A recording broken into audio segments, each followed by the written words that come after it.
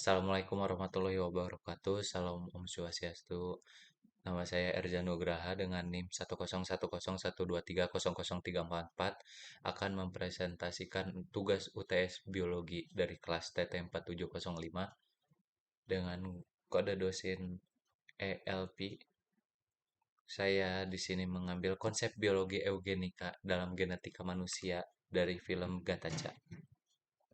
Eugenika adalah sebuah konsep atau gerakan yang mendorong untuk meningkatkan kualitas genetik populasi manusia dengan cara memanipulasi faktor-faktor genetik, terutama melalui pemilihan orang tua atau intervensi dalam reproduksi mereka. Tujuan dari eugenika adalah untuk meningkatkan sifat-sifat yang dianggap diinginkan atau menghilangkan sifat-sifat yang dianggap tidak diinginkan dari populasi. Terdapat dua bentuk eugenika. Yang pertama yaitu eugenika yang positif, bertujuan untuk meningkatkan kualitas genetik populasi dengan mempromosikan perkawinan di antara individu yang dianggap memiliki sifat genetik yang diinginkan. Contohnya adalah mendorong perkawinan di antara individu berpendidikan tinggi atau yang dianggap memiliki keunggulan secara genetik. Misal ganteng atau berbadan bagus, matanya indah, rambutnya bagus, seperti itu. Yang kedua, ada eugenika negatif, bertujuan untuk mengurangi prevalensi sifat-sifat genetik yang dianggap tidak diinginkan atau merugikan. Contohnya adalah mengadvokasi untuk pembatasan perkawinan atau reproduksi bagi individu dengan konsep genetik yang dapat diwariskan dan dianggap berpotensi merugikan seperti penyakit keturunan yang kita bisa bilang. Berbicara tentang keturunan, ada for your information, jika di SMA kita juga belajar tentang populasi, mungkin kalian sudah tahu, sudah menjadi hal umum juga, bahwa seorang ayah tidak akan menurunkan penyakit kepada anak laki-lakinya, tetapi seorang ibu akan menurunkan penyakit ke anak-anaknya, baik itu laki-laki atau anak itu perempuan. Oke, for your information saja. Lalu, konsep biologi yang ada di film Gattaca ini. Film Gattaca membawa kita ke dunia di mana masyarakat dibagi antara mereka yang lahir secara alami disebut invalid dan mereka yang direkayasa genetik disebut valid. Konsep utama di sini adalah bagaimana manusia dapat memanipulasi gen untuk menghasilkan individu dengan karakteristik yang diinginkan. Ini mencakup eliminasi penyakit genetik dan peningkatan sifat tertentu seperti kecerdasan, kekuatan fisik, dan yang lainnya. Film ini juga menyoroti bagaimana eugenika dapat mempengaruhi struktur sosial dan perasaan inferioritas pada individu yang tidak diupgrade secara genetik.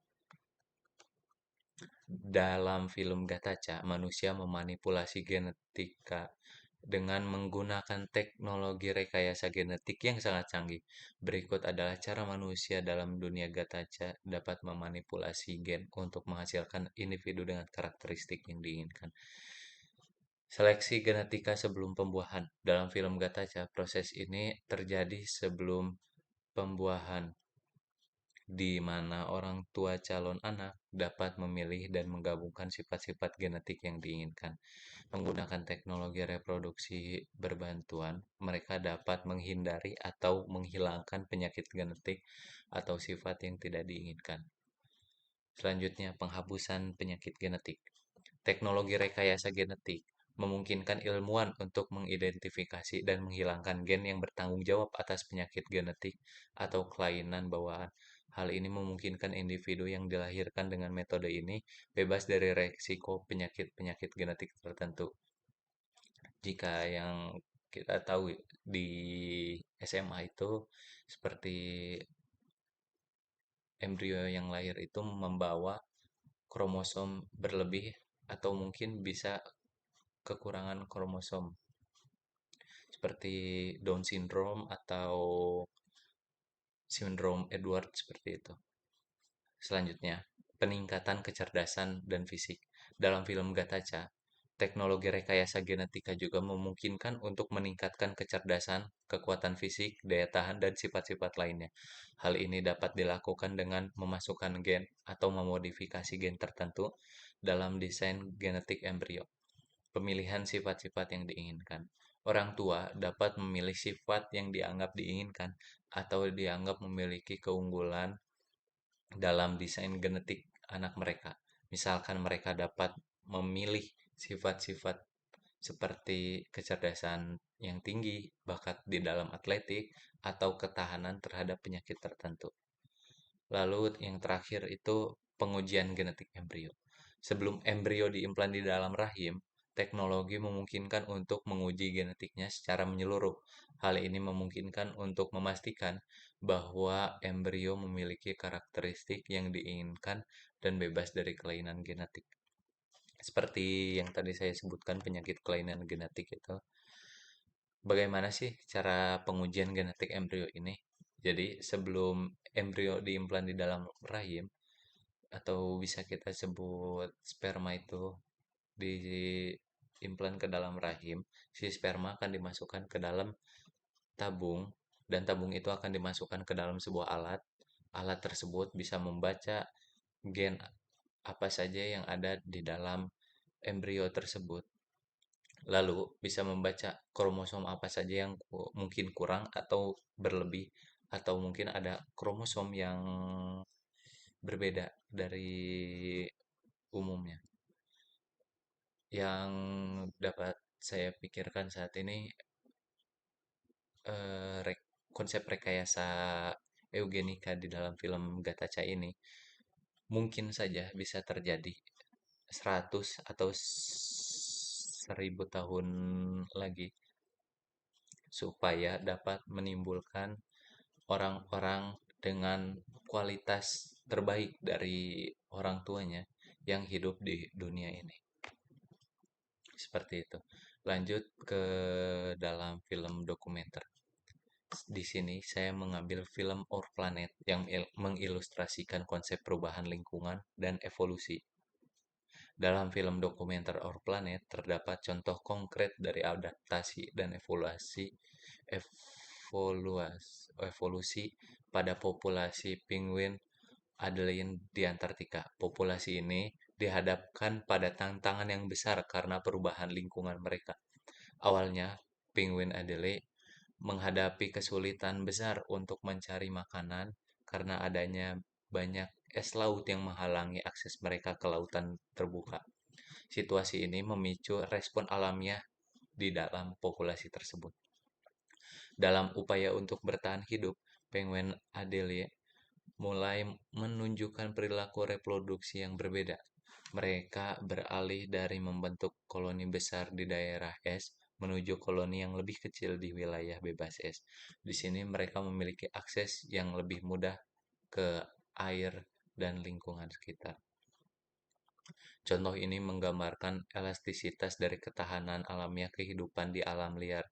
Ini menunjukkan bahwa spesies memiliki kemampuan untuk beradaptasi dengan perubahan lingkungan dan mengatasi tantangan untuk mempertahankan keberlangsungan hidup mereka. Selain itu, perubahan genetik dan perilaku dalam populasi penguin Adelaide juga menunjukkan betapa pentingnya pemahaman dan pengamatan terhadap evolusi dan adaptasi spesies.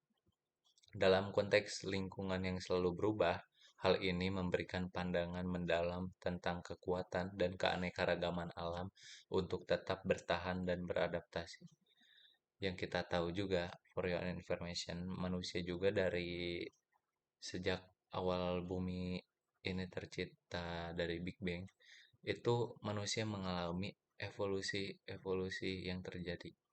Dari mungkin yang dulu kita tahu cara pemberian informasi zaman dahulu itu memakai kentongan atau asap seperti itu dengan bunyi-bunyian yang lainnya. Sekarang sudah ada teknologi yang bernama handphone yang bisa membuat manusia menyebarkan informasi secara luas dan tanpa ada kekurangan informasi yang ya kerusakan dalam informasi tersebut seperti itu. Adaptasi ini merupakan contoh dari evolusi yang terjadi dalam populasi penguin Adelaide sebagai respon terhadap perubahan lingkungan mereka. Individu penguin yang mampu beradaptasi dengan perubahan tersebut memiliki kemungkinan lebih besar untuk berkembang biak dan mewariskan sifat-sifat adaptif mereka kepada keturunannya.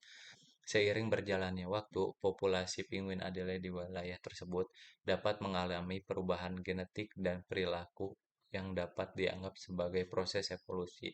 Dengan demikian, contoh ini dari film Our Planet menggambarkan bagaimana spesies dapat mengalami evolusi dalam respon terhadap perubahan lingkungan, menunjukkan elastisitas dan ketahanan alamiah kehidupan di alam. Baik, mungkin sekian presentasi yang saya paparkan. Mohon maaf bila terdapat banyak kekurangan. Sekian dari saya. Assalamualaikum warahmatullahi wabarakatuh.